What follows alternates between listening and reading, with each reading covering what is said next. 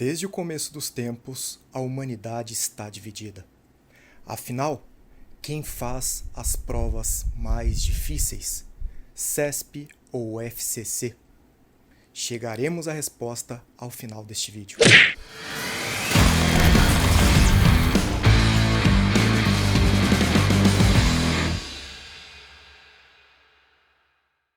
Temos aqui na tela o comparativo entre os oponentes, mas começo perguntando ao nosso convidado. Galvão, o que você pensa de prova CESP? Dói, incomoda, machuca. Sabe as palavras, não tenho como não concordar.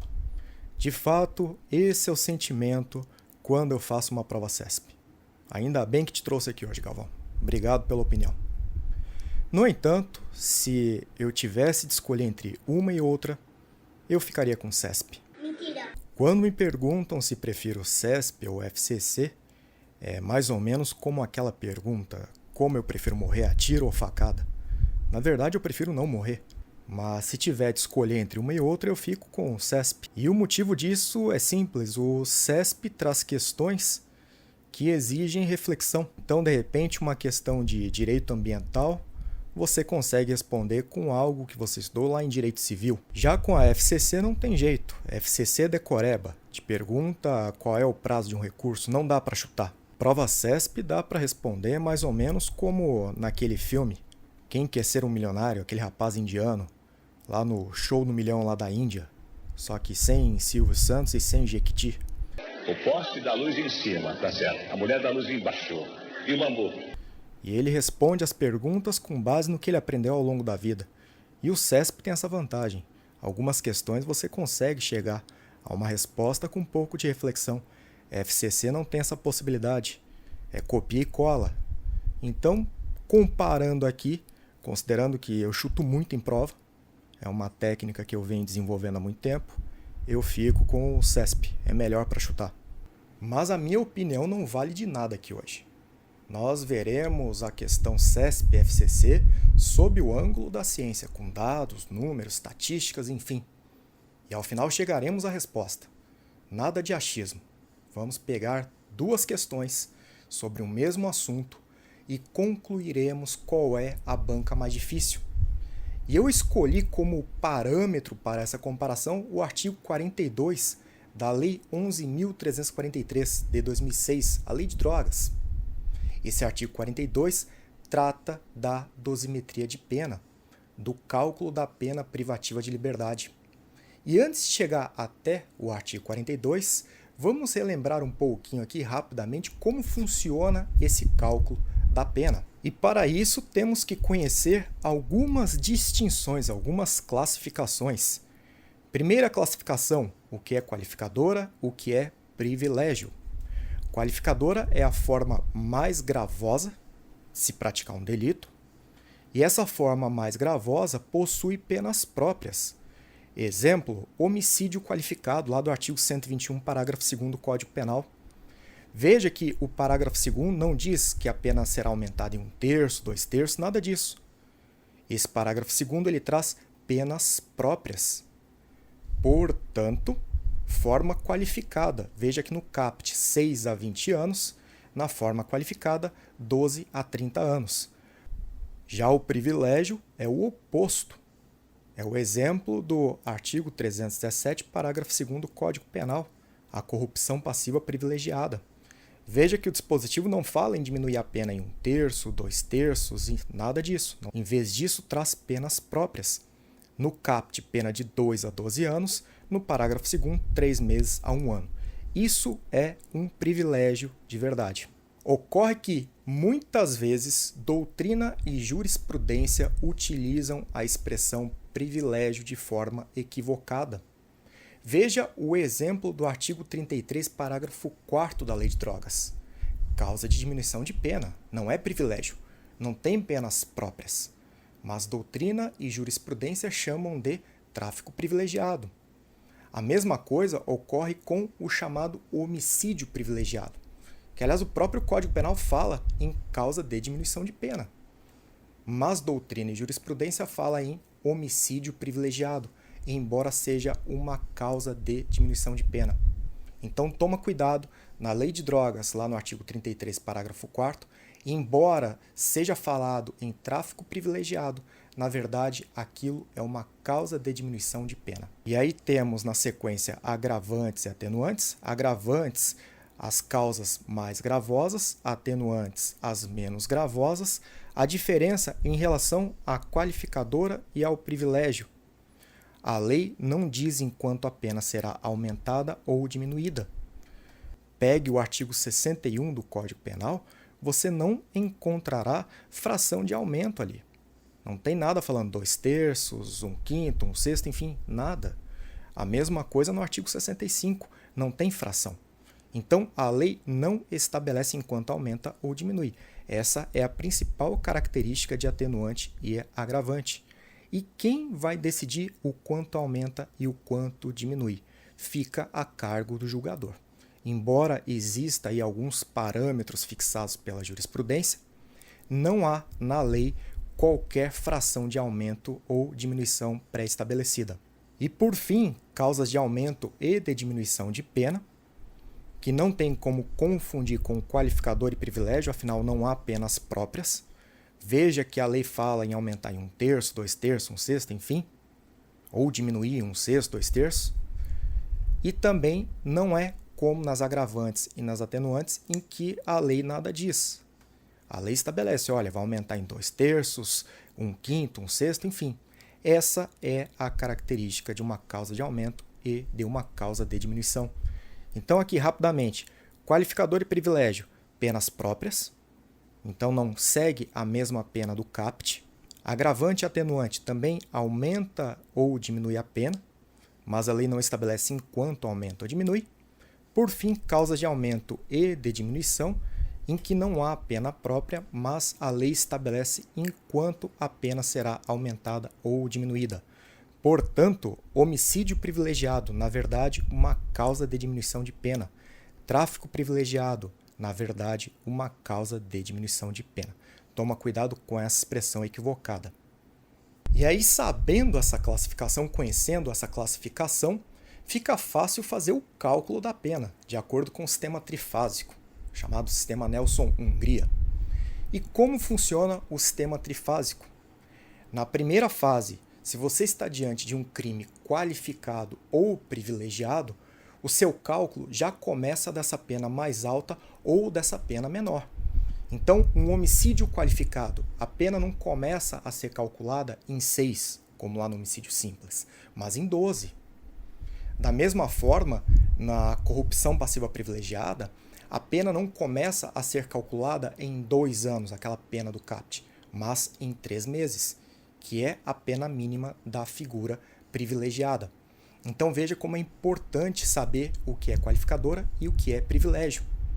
E aqui entra o artigo 42 da Lei de Drogas, porque nessa primeira fase é o momento em que o juiz considera as chamadas circunstâncias judiciais. E essas circunstâncias estão estabelecidas lá no artigo 59 do Código Penal.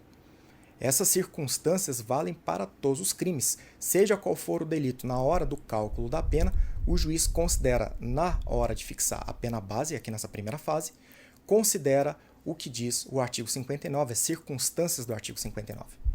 E aí entra o artigo 42, porque o artigo 42 da Lei de Drogas, ele não está dizendo que o artigo 59 não será aplicado, mas ele traz algumas circunstâncias judiciais preponderantes em relação ao artigo 59. Ou seja, são circunstâncias que terão maior peso quando aplicadas em relação àquelas do artigo 59.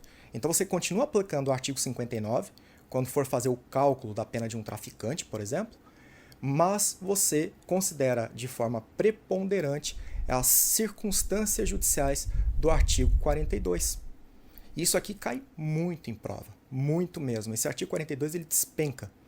Então toma cuidado na primeira fase, calculando a pena, considere como circunstâncias preponderantes para o caso de aplicação da Lei de Drogas as circunstâncias judiciais estabelecidas no artigo 42 da 11.343. E aí na segunda fase do cálculo, agravantes e atenuantes. Lembra agravante e atenuante quando a lei não diz enquanto aumenta ou diminui. E na terceira fase temos as causas de aumento e as causas de diminuição. E aqui vai entrar o tráfico privilegiado. Aqui nessa terceira fase vai entrar o tráfico privilegiado. Lembra? Causa de aumento e de diminuição. A lei não traz penas próprias, distintas daquela do CAPT, mas estabelece enquanto a pena será aumentada ou diminuída em determinada fração. E aqui entra o tráfico privilegiado do artigo 33, parágrafo 4º, na terceira fase. Esses dois artigos, 33, parágrafo 4º e 42 da Lei de Drogas, podem te dar dor de cabeça em prova da seguinte forma.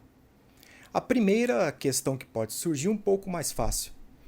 Pode a banca te perguntar se no momento de fixar a pena base, lá na primeira fase, quando o juiz considera as circunstâncias judiciais, se a natureza e a quantidade da droga podem influenciar. E se podem influenciar, se influenciam de forma preponderante, o que vimos que é verdade. O artigo 42, ele estabelece circunstâncias judiciais preponderantes em relação àquelas do artigo 59 do Código Penal.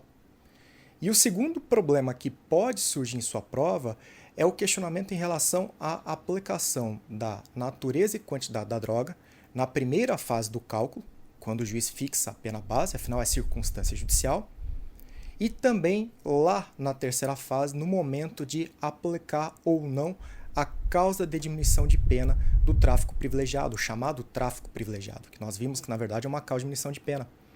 Então chega lá na primeira fase, o juiz aumenta a pena base, a pena mínima é de 5, aumenta, sei lá, para 6, 7, em razão da natureza e quantidade da droga. E aí chega lá na terceira fase, na hora de aplicar a causa de aumento e diminuição, e ele fala, olha, não vou aplicar a causa de diminuição do artigo 33, parágrafo 4º, chamado tráfico privilegiado, em razão da natureza e quantidade. Ou seja, ele aplicou duas vezes, tanto na primeira fase quanto na terceira fase. Pode fazer isso ou configura bis in idem. Essa é a questão. Então toma cuidado, esses são os dois pontos que eu penso que podem cair em sua prova em relação ao 42 e ao 33, o tráfico privilegiado, em relação à dosimetria.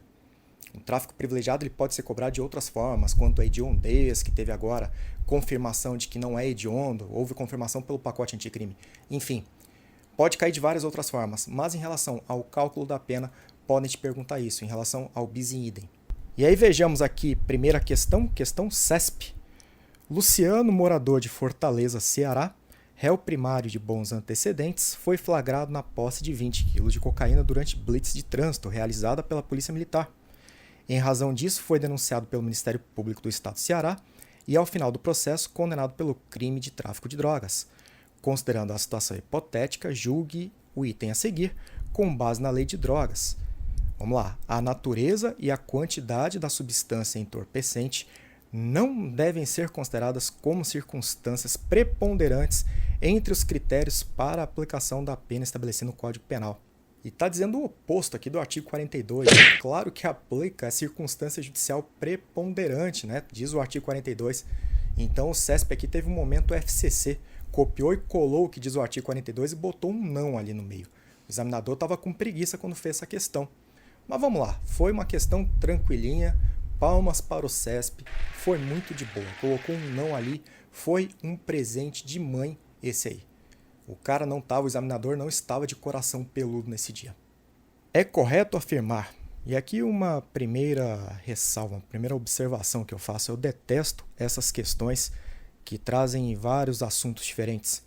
Afinal, olha aqui, temos A, B, C, D e E, 5 alternativas tratando de assuntos diferentes. Então, exige do candidato aí uma pluralidade de conhecimentos em uma mesma questão, e isso não se faz, isso não é legal. Mas vamos lá. Letra A. A natureza e a quantidade da droga não podem ser utilizadas simultaneamente para justificar o aumento da pena base e afastar, lembra a pena base lá na primeira fase, e afastar a redução prevista no parágrafo 4º do artigo 33 da Lei de Drogas. Os caras foram tão sacanas que nem fizeram menção à expressão tão utilizada, tráfico privilegiado, quando faz referência ao parágrafo 4º. Sob pena de caracterizar bis in idem. E letra A, correta, letra A. E essa questão da FCC está pesada. Primeiro que trouxe vários assuntos, então exigiu muito conhecimento aí do candidato em relação à Lei de Drogas, trouxe 5 assuntos diversos. exigiu conhecimento de jurisprudência. Isso aí é muito bom para deixar esperto quem fala que FCC só cai lei seca. Está caindo muita jurisprudência na FCC também. Mas a vantagem é que a FCC é copia e cola.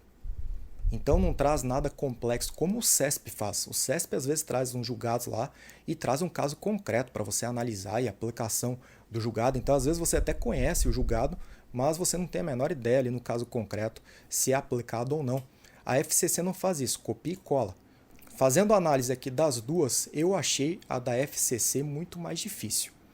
Mas também fugiu um pouco aqui da regra, né? Afinal, o CESP aqui na questão trazida, o CESP copiou e colou, deu uma de FCC, e a FCC trouxe julgado, trouxe jurisprudência, como se fosse uma prova CESP. Então, aparentemente houve um conflito de identidade aqui, assunto para a gente discutir num próximo encontro aqui da Batalha das Bancas.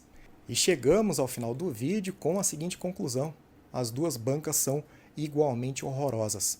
Tudo bem que CESP aqui estava um pouco mais fácil, foi copiada e colada do artigo 42 e a FCC trouxe jurisprudência, então houve aqui uma crise de identidade entre as duas bancas.